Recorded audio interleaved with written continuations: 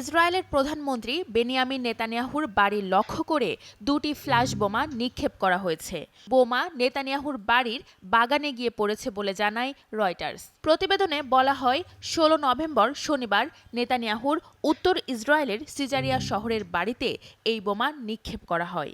এ সময় সেখানে নেতানিয়াহু বা তার পরিবার কেউই উপস্থিত ছিলেন না। এতে কোনো ক্ষয়ক্ষতির খবর পাওয়া যায়নি। এই ঘটনার প্রতিক্রিয়া জানিয়েছেন ইসরায়েলের প্রতিরক্ষা মন্ত্রী ইসরায়েল কাটজ। রোববার এক্স পোস্টে তিনি বলেন, এই ঘটনা সমস্ত সীমা অতিক্রম করেছে। তিনি নিরাপত্তা ও বিচার বিভাগকে প্রয়োজনীয় পদক্ষেপ নেওয়ার আহ্বান জানান।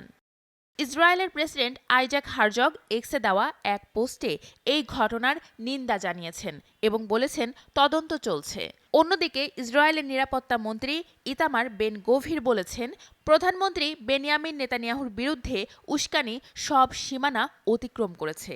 আজ রাতে তার বাড়িতে ফ্ল্যাশ বোমা নিক্ষেপ আরেকটি রেড লাইন অতিক্রম করেছে। তবে এ ঘটনায় তাৎক্ষণিকভাবে কেউ দায় স্বীকার করেনি। এর আগে ১৯ অক্টোবর নেতানিয়াহুর বাসভবনে ড্রোন হামলা চালানো হয়েছিল। সেই সময়ও নেতানিয়াহু বাড়িতে না থাকায় প্রাণে রক্ষা পান।